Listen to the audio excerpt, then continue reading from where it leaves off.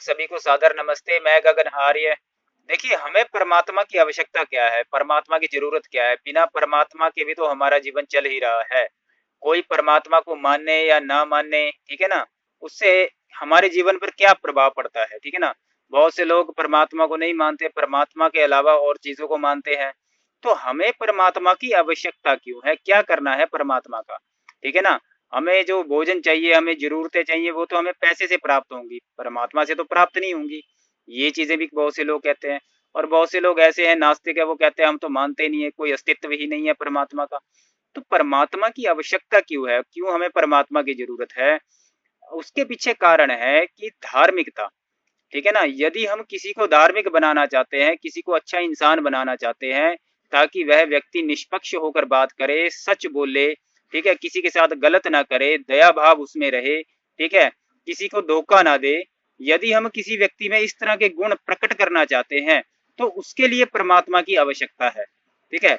और यदि हम परमात्मा को नहीं मानते, या कोई व्यक्ति परमात्मा को नहीं मान, कोई परिवार नहीं मानता, तो उसके साथ हमें किसी तरह का संबंध नहीं रखना चाहिए, क्योंकि वो लोग धार्मिक नहीं है।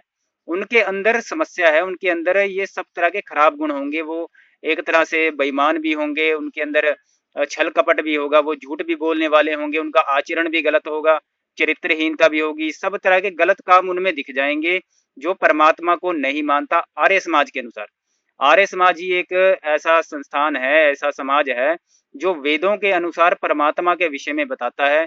तो आर्य समाज से जुड़े, आर्य समाज से जुड़ने से ही परमात्मा के बारे में सही जानकारी आपको प्राप्त हो सकती है। इसके अलावा कहीं पर भी जो दूसरे संस्थान बने हुए हैं, दूसरे मत मजहब संप्रदाय बने हुए हैं, वहां पर आपको परमात्मा के विषय में सही जानकारी प्राप्त नहीं होगी, ठीक है जी। तो परमात्मा को मानने का या परमात्मा को दूसरे को मनवाने के पीछे कारण क्या है, धार्मिकता है।